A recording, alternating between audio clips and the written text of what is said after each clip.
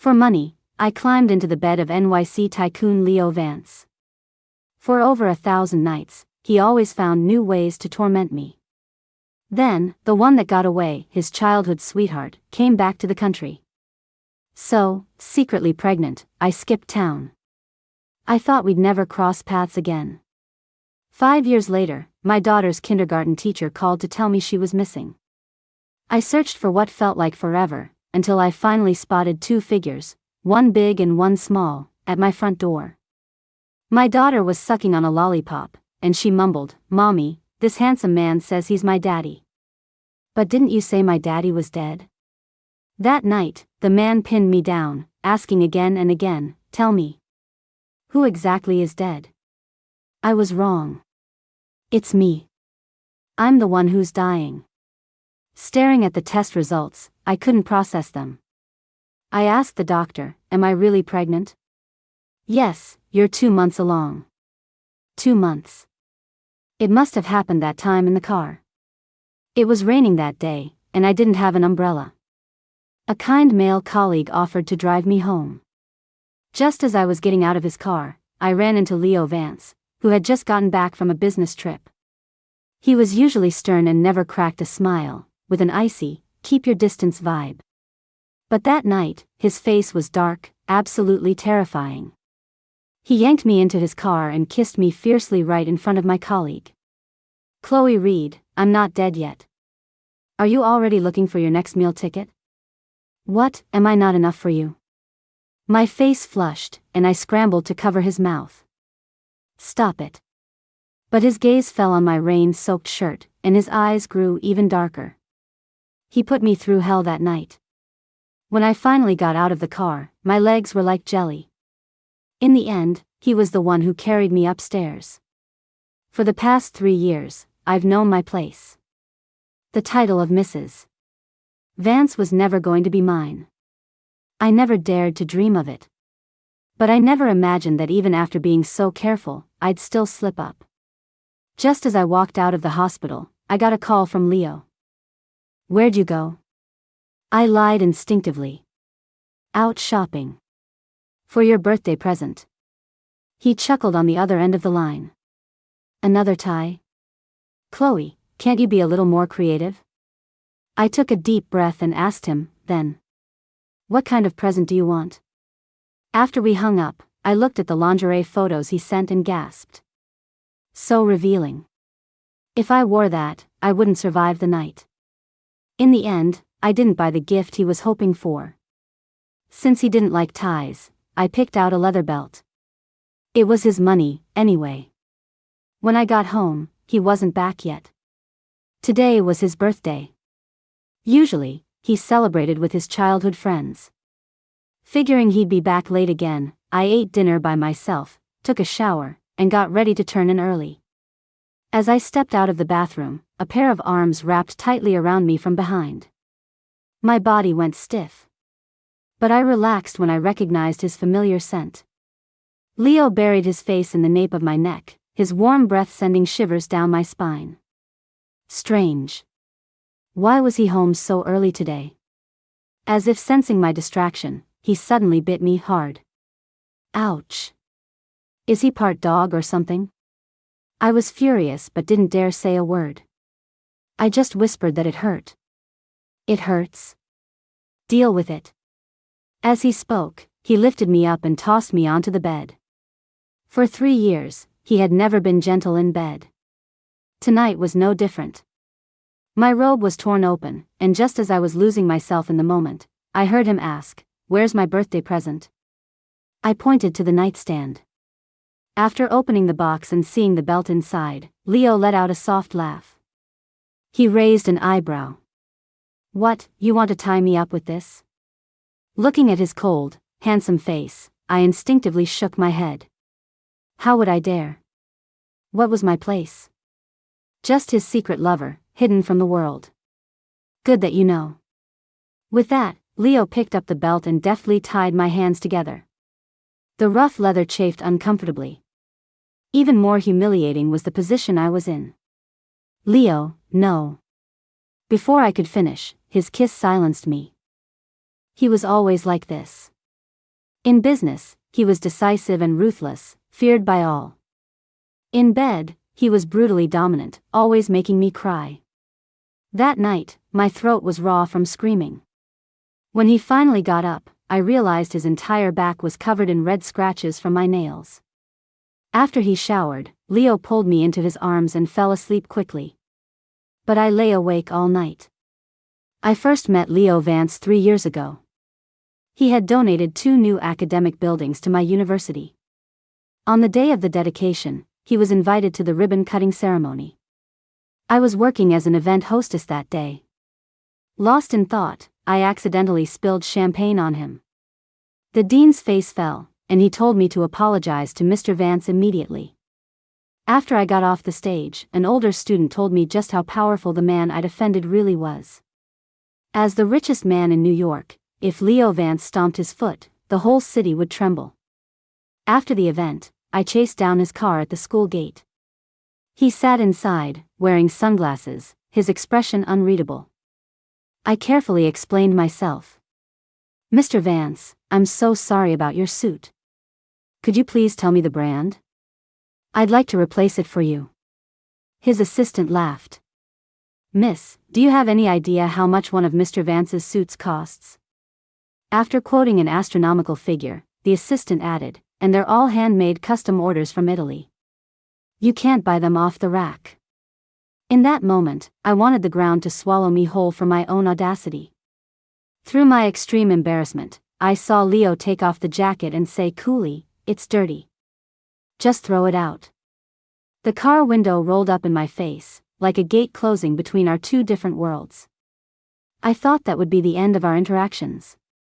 But a few months later, my mom's illness relapsed, and she needed a huge sum of money for surgery. We'd already borrowed from every relative we had over the years. The university had also helped me many times. This time, I was truly desperate. Seeing my mother in so much pain, I clenched my jaw and rushed straight to the Vance Holdings headquarters. For some reason, he actually agreed to see me.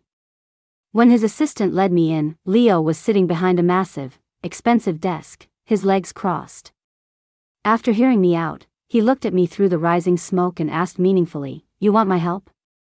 And what, Miss Reed, are you willing to give me in return?" "I can write you an IOU. You can set the interest rate. Once I graduate and start earning money, I swear I'll pay you back, principal and all."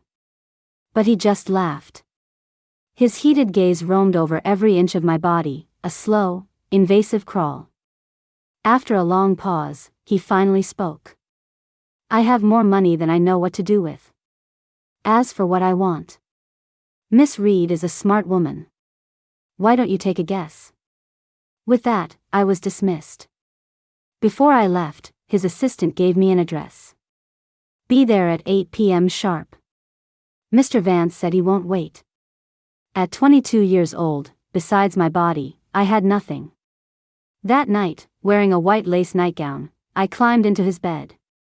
He tore the nightgown to shreds, and along with it, my last pathetic shred of dignity. And so it went for 3 years. We had an agreement, I would be his for 5 years. During that time, I had to be on call 24/7 and could never refuse any of his requests. When the time was up, he would set me free. But my mother didn't make it that long. She passed away during my 2nd year with Leo. Thank God she never knew that the daughter she had been so proud of her whole life had sold her body for money.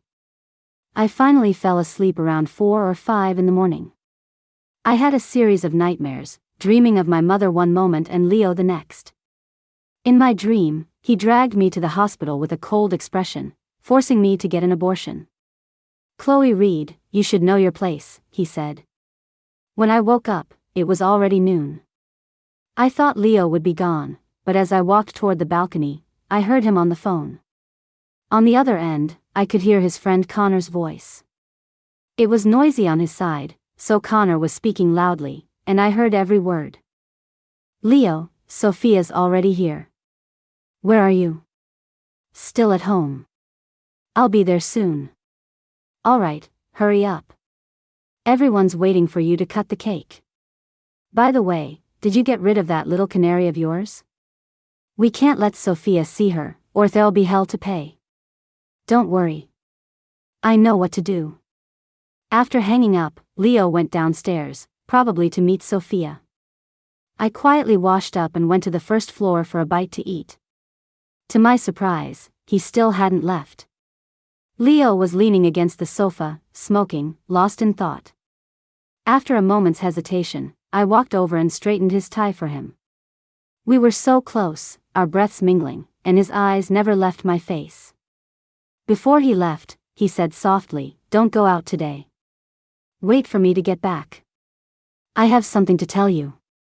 Okay. What else could there be? He was probably going to tell me to get lost. After all, the woman he loved was back. 2 hours later, Sophia posted an update on her social media. She shared a photo of a cake and a picture of herself with Leo.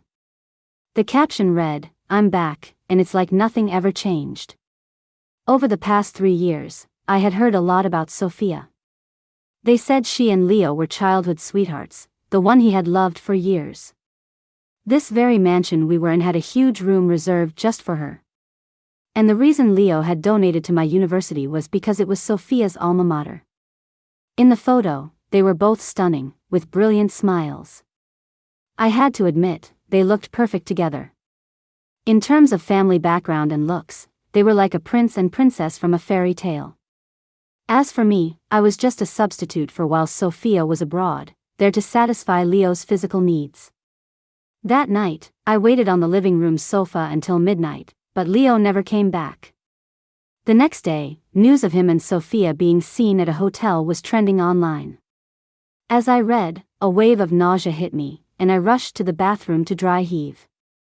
After washing my face, I looked at my pale reflection in the mirror. Suddenly, my mind was made up. I had to leave. Otherwise, I'd become a shameful other woman. And my child would live their whole life in shame. In the last 3 years, I'd thought about leaving countless times. But I never expected the day to come so suddenly. I packed my things quickly. Aside from my ID and a few personal items, I didn't take anything else. Leo had been incredibly generous over the years, and I had saved up a lot of money. It was enough for me and my child to live on for the rest of our lives.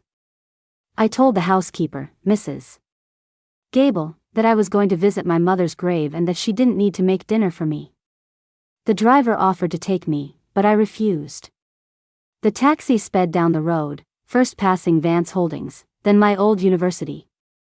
While waiting at a red light by the campus gate, I saw Leo's Maybach in the distance. Almost instinctively, I looked inside.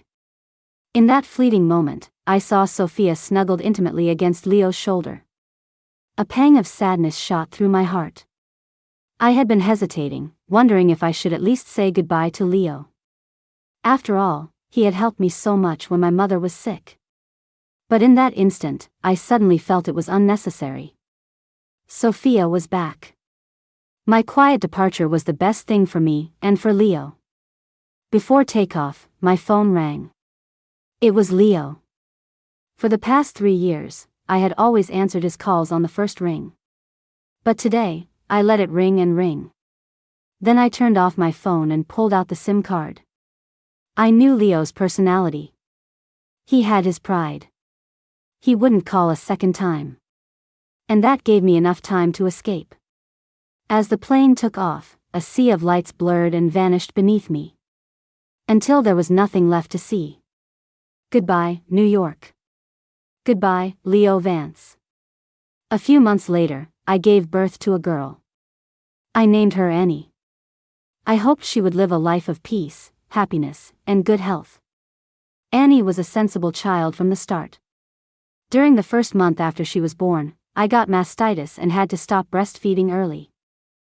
She was a good girl, never crying or fussing. When she was 2, she had a high fever for several days. When I cried quietly in the middle of the night, she would wipe away my tears and whisper, "Mommy, don't cry, don't cry." So many times, I felt a secret surge of gratitude that I had chosen to keep her. Since my mother passed away, I hadn't felt this happy in a long time. The days of raising a child were busy but flew by. In the blink of an eye, Annie was 3.5. After much thought, I decided to bring her back to the States. I couldn't stand the food abroad anymore. And no matter how long I was there, I never felt like I belonged. Of course, I worried about running into Leo. What if he found out about Annie and tried to fight me for custody? But then again, he was probably married to Sophia by now. Maybe they even had their own kids. He must have long forgotten a fleeting character like me. Besides, New York is a huge city. The places they frequented were worlds away from where I would be. We were unlikely to ever cross paths. And so, I brought Annie back to New York, a city I hadn't seen in years. I bought a pre-owned apartment in a good school district. The previous owner's decor was cozy, and it was move-in ready. I also rented a space for a flower shop near our building.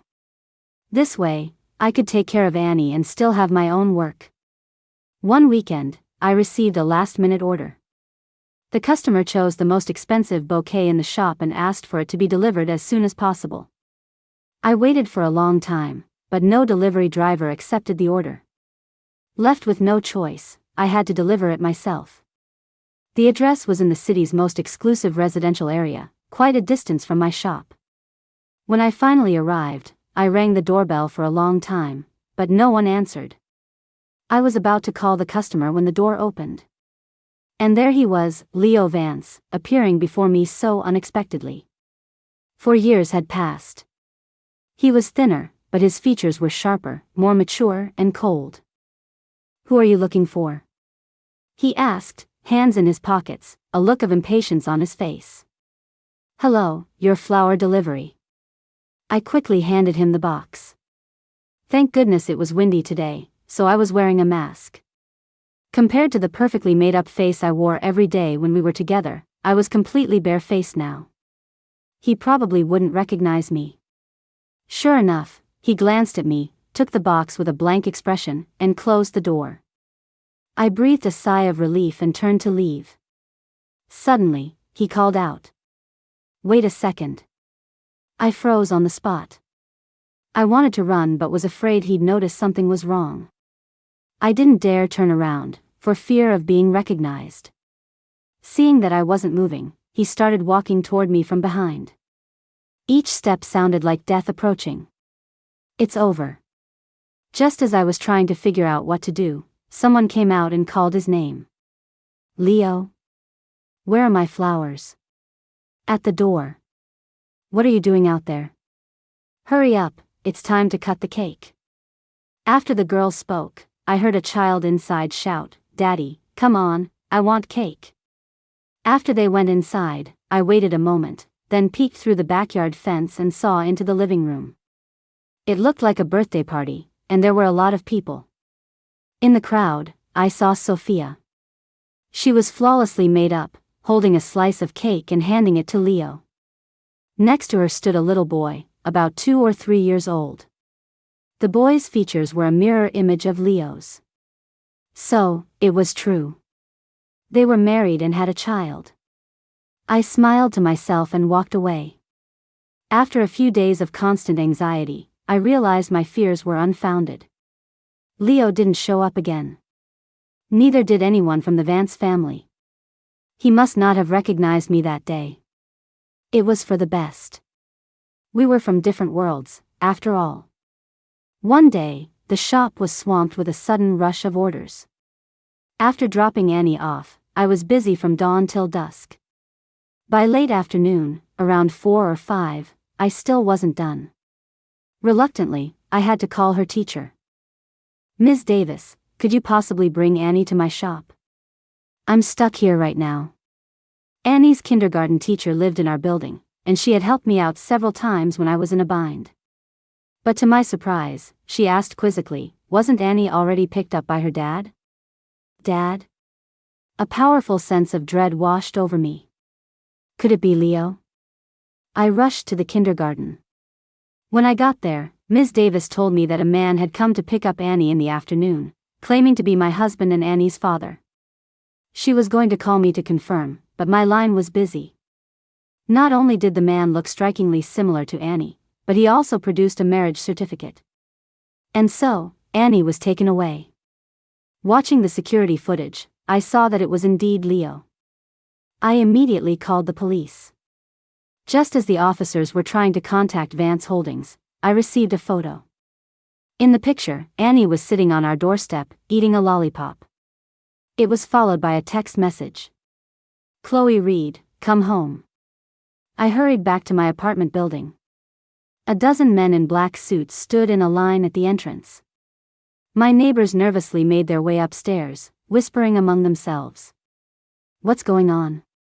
Is it the mob, here to collect a debt? Did you call security? Should we call the police? I already did. They said they're here looking for a wife and child. Oh. Which young couple is it? I didn't dare say they were looking for me and bolted up to the third floor. As I reached my door, I saw Annie sitting in a kid-sized convertible, engrossed in a cartoon on a tablet. Annie. Before I could finish, I was grabbed from behind and pulled into a tight embrace. Even after 4 years, Leo could still overpower me with ease. One of his arms snaked around my waist, while the other pinned me between him and the wall. Then, his lips crashed down on mine. The kiss was aggressive, filled with anger and a chilling coldness. It felt like punishment for leaving without a word all those years ago. I pushed against him with all my might. But the more I pushed, the harder he kissed. It wasn't until Annie shouted from the side, "Mommy, what are you doing? You meanie, let my mommy go." Annie scrambled out of her little car and started pounding on Leo's leg with her tiny fists. He let me go, then bent down and lifted Annie into his arms. When he looked back at me, his eyes were as dark as ink. He sneered, "Decided to come back, did you?" My heart skipped a beat. I ignored him and reached for Annie. "Mr. Vance, please let her go." He raised an eyebrow, his arms not budging an inch. "And if I don't? Then I'm calling the police." Luckily, the officer had given me his number today. Leo laughed as if he'd just heard the funniest joke in the world. "Fine. Go ahead and call. What are you going to tell the police? That a father came to see his own daughter? That's not a crime, is it?" He knew. My face went pale, and I quickly retorted, "You're lying. She's not your daughter." "Oh, really? Do you want me to show you the paternity test right now?" It was over. He had come prepared. Of course. With his power and influence, finding out the truth about Annie would have been child's play. As we stood in a stalemate, Annie, still sucking on her lollipop, looked at me with wide eyes and asked, "Mommy, this handsome man says he's my daddy. But didn't you say my daddy was dead?" With Leo's face grim and dark, I opened the door. I told Annie to go play in her room. Once she was settled, I closed the door firmly. Then I turned to the man on the sofa and said, "Leo, we need to talk." Leo looked up at me. Even though I was standing and he was sitting, he exuded an air of superiority. Just like our relationship for the past 3 years, he was always on high, and I was always at his beck and call. But things were different now. He was no longer my benefactor, and I no longer had to be deferential to him. So, I got straight to the point. "Annie is my daughter, and I will not give her up to you. I know your family is very wealthy and will probably hire the best legal team. But I'm not afraid. I am her biological mother. I've raised her myself every single day since she was born. Plus, I have a job. I believe a judge will side with me." I said it all in one breath, then looked at him calmly, waiting for his reaction. To my surprise, he laughed. "Are you done? You've been rehearsing that speech for a while, haven't you?" He was right. Ever since our accidental meeting that day, I had gone over this scenario in my head countless times. I would absolutely, under no circumstances, give up the fight for custody of Annie. But Leo's next words left me stunned. "I'm not here to fight you for Annie." "Then what are you here for?" "For you." "And then?" "To drag you back and continue our previous contract. Allow me to remind you, our agreement was for 5 years. You only fulfilled 3. There are still 2 years left. Don't you think you should pay up? Leo Vance. I stared at him in disbelief. Then, I enunciated each word carefully. I'm sorry, but I will not be a homewrecker. What did he take me for? Years ago, I had to submit to him for my mother's sake. During the countless moments I felt humiliated, would quietly tell myself. At least he doesn't have a girlfriend. At least my existence isn't hurting anyone else. But what was this now? Homewrecker? Leo frowned. What are you talking about? You're married, aren't you? Since you have a wife, why can't you just leave me alone? Now, the confusion on his face deepened. Who said I'm married? Chloe, have you lost your mind? I couldn't hold it in any longer and let everything pour out. Aren't you married to Sophia? I know you've always loved her. The only reason you even noticed me in the first place was because our profiles looked a little similar. I saw it all at your house that day. And your son, he really does look like you. So please, stop making such a shameless demand. After I finished, he stared at me for a long moment, then suddenly, he smiled. The next second, he pulled me forcefully into his arms. His domineering kisses rained down again, leaving me no room to escape. Furious, I hit him over and over, but it was useless. Finally, in desperation, I bit down hard. The taste of blood filled my mouth, but even then, he didn't let go. Only when I was breathless and gasping for air did Leo finally release me. He wiped his lip and frowned. Chloe, are you part dog? You're the dog. Your whole family is dogs. Otherwise, why was he sticking to me like a leech I couldn't shake off? Getting bold, are we? Daring to curse at me now? He chuckled softly. Then, his expression turned serious. I'm not married, and I don't have any children. The kid you saw that day is my cousin's son. And I don't love Sophia. To be precise, I never have. I couldn't make sense of his words. What did he mean? If he didn't love Sophia, could he love me? Impossible. As the thought crossed my mind, he nodded. Yes. I love you.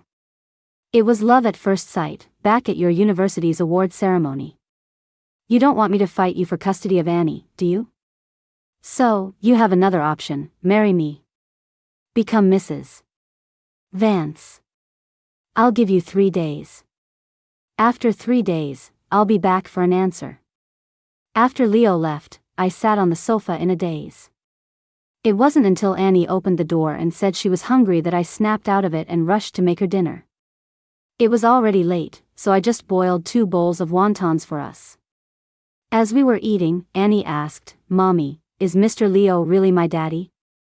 I never thought I'd be asked this question when she was only 5. After thinking for a long time, I asked her, do you like Mr. Leo? He's okay. He's handsome, but a little scary. I still like Mr. Weber better.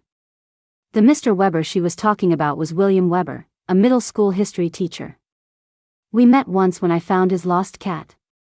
After that, William started visiting my flower shop often. He never said anything outright, but I knew he was pursuing me. I had a pretty good impression of him. While I didn't have strong feelings, I did like him. A man who loves animals and flowers can't be a bad person. But now, Leo's marriage proposal had thrown me into a state of turmoil. I thought about it all night. The next day, as soon as I opened the shop, Leo was standing at the door again. What are you doing here? Didn't you say you'd give me 3 days? I was afraid you'd run away again. Without another word, he took Annie from my arms and then tried to take my hand. I quickly pulled away and kept my distance. The kindergarten was only a little over a mile from our house. I usually took Annie on my electric scooter or we'd walk. When we got downstairs and I wheeled out my scooter, Leo frowned. You take my daughter on this? I was speechless.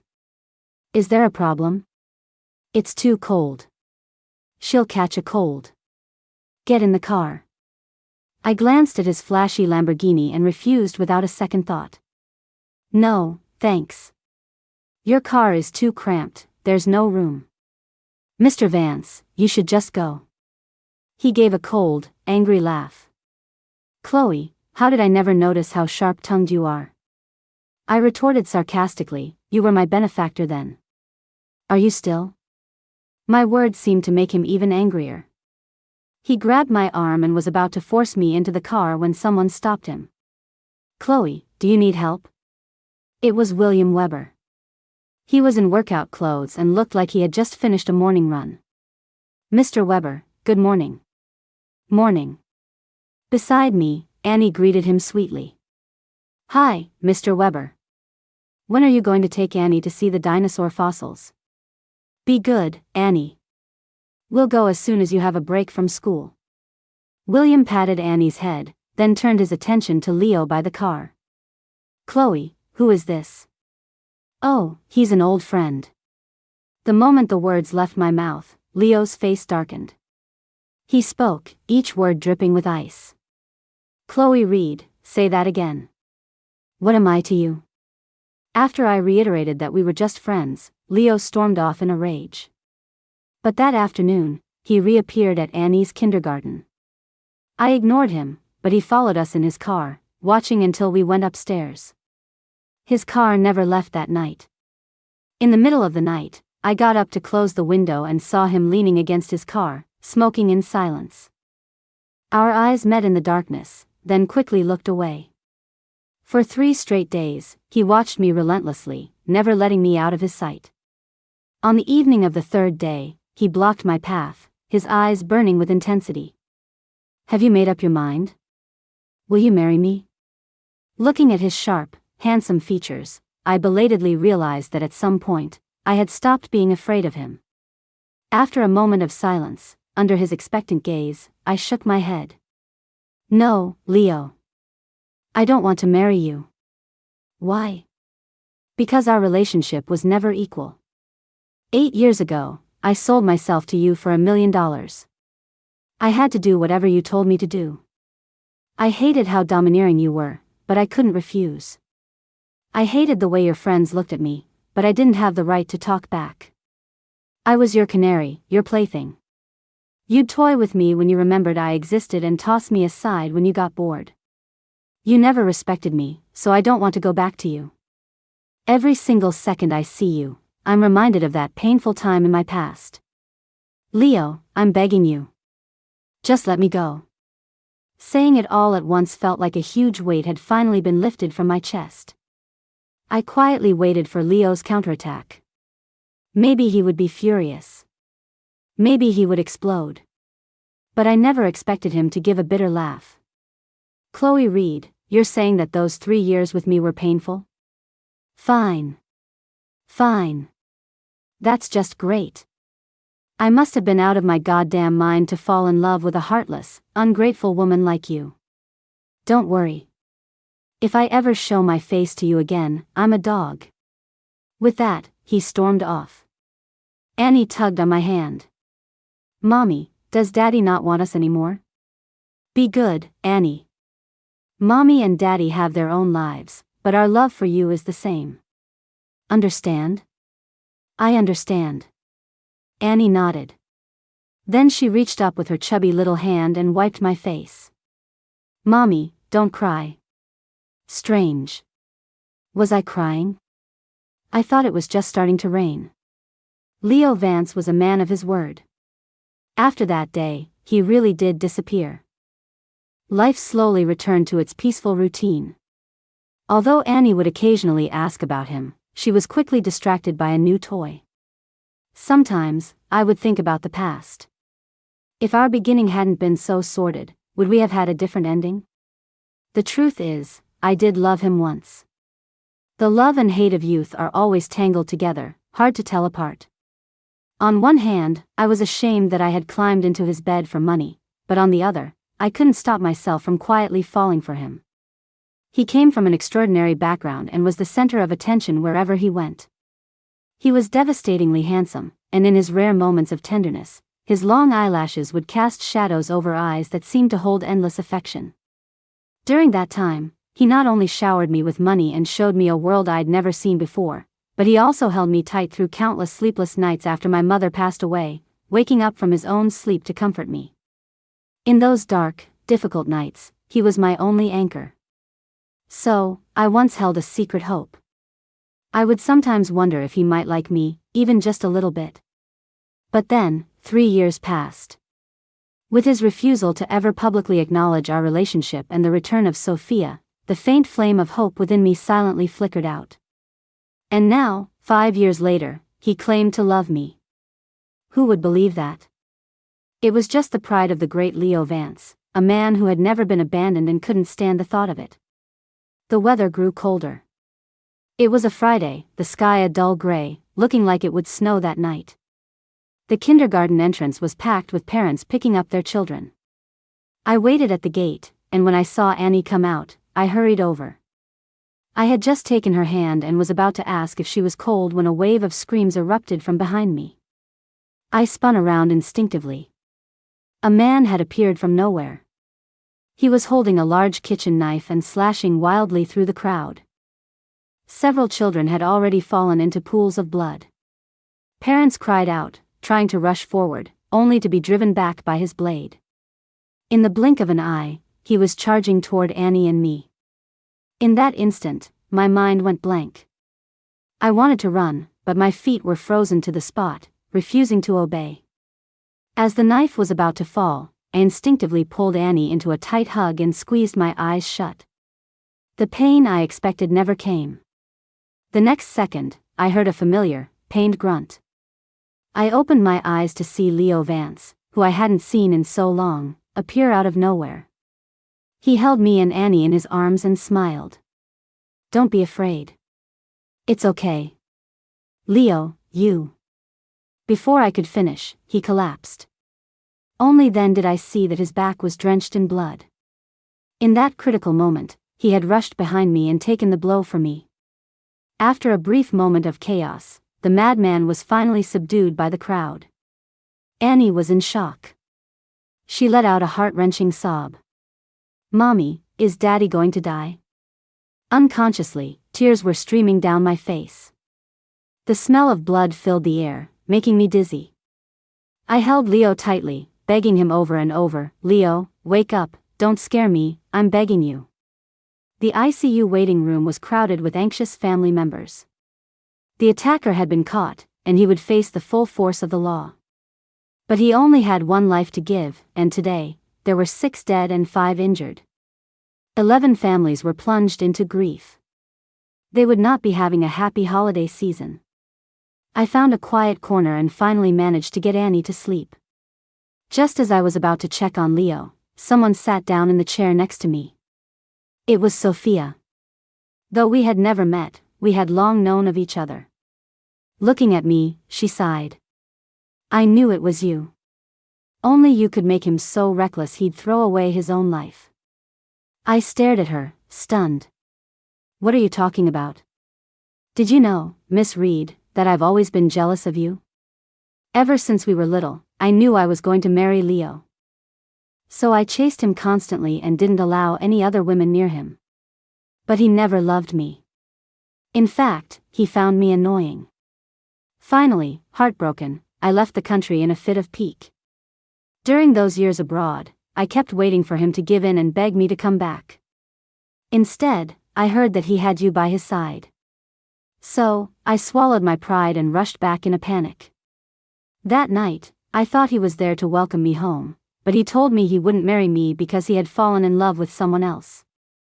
I cried, I screamed, I even threatened to kill myself. He was afraid of a feud between our families, so he agreed to spend a few days with me until I came to my senses. I thought he would eventually come back to me, that it was just a matter of time. But the next day, when he heard you had run away, his whole expression changed. After that, his father beat him I don't know how many times over you. He searched for you all over the world, ready to turn the whole world upside down. I tried throwing myself at him, but he wouldn't even look at me. Gradually, I couldn't wait any longer, so I married his cousin. I always wanted to see if he was really so devoted that he would live like a monk for the rest of his life for you. This is Leo Vance we're talking about. What kind of woman couldn't he have? And you? Your family is so poor. Besides a pretty face, what else do you have? I don't get it. I really just don't get it. She was right. I didn't get it either. So, I had to wait for him to wake up and ask him myself, face to face. Leo was seriously injured. I waited at the hospital all night, but he still hadn't woken up. The next day, Annie came down with a fever and was delirious. The doctor said the flu was going around, and the hospital was a high-risk place for cross-infection, so I should take her home as soon as possible. I had no choice but to go back first. 3 days later, I woke up to a message from Leo's assistant, sent in the middle of the night, saying he was awake. I threw on my clothes, ready to rush to the hospital. But when I opened the door, I found Leo sitting on the floor, his face pale. I had no idea how long he'd been waiting there. I jumped in shock. What are you doing here? I'll take you back to the hospital. I don't want to go back. Chloe, go ahead and laugh at me. I'm a dog. Woof, woof, woof. I broke my promise and showed up in front of you again. I sighed and helped him inside. As soon as he lay down on the sofa, Annie climbed up next to him. Her big eyes were full of confusion. Daddy, why did you say you're a puppy? Isn't it good to be a person? Leo's silence was deafening. I stood to the side, trying so hard not to laugh my stomach hurt. Annie, sweetie, can you go play by yourself for a bit? Daddy has something to talk to Mommy about. When we're done, Daddy will take you to get KFC. Okay. The little girl nodded, and seeing that I didn't object, she happily took my phone and went to her room to watch a cartoon. I poured a glass of water and handed it to Leo. You're so badly hurt. What are you doing here? I was afraid my wife would run away. Who's your wife? Who do you think? He gently took my hand and asked pitifully, Are you still mad at me? I shook my head. I was never mad at you. Then why didn't you want to marry me? I thought you only proposed because you couldn't stand being abandoned by me.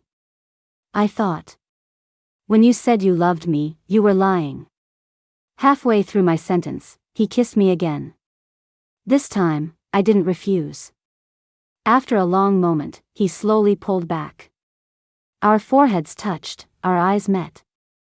He asked me, What else did you think? Nothing. Leo Vance, I love you. I finally said it. It felt so good. Hearing that, he was ecstatic, looking at me in disbelief. Really? You're not just saying that out of gratitude because I saved you, are you? Really? I wrapped my arms around his neck and continued the kiss we had started. I don't know how long Leo's love will last. I don't know how many obstacles we'll face in the future. But at least in this moment, I wanted to try. Life is short. You have to seize happiness when you can. For the past 5 years, I dreamt of Leo countless times. They say that when someone appears in your dream, you should go see them when you wake up. Now, my sweet dream has finally come true. So, Leo Vance. For the rest of our lives. I'm all yours. Extra, Leo's POV. The first time I saw Chloe Reed, it was an ordinary day. She was wearing a tacky, traditional dress, but her face was as fair as jade. That day, she accidentally spilled wine on me. After being scolded by the dean, her face turned red, and she looked like she was trying hard not to cry. In that moment, I thought, I wonder what she looks like when she actually cries? But it was just a passing thought. Just a woman. I, Leo Vance, could have any woman I wanted. I had already forgotten about her. But then, not long after, she came to me for help. Since the little rabbit had willingly walked into the trap, escaping was no longer up to her. It was just as I imagined. Chloe was beautiful when she cried. Of course, she was even more beautiful at other times.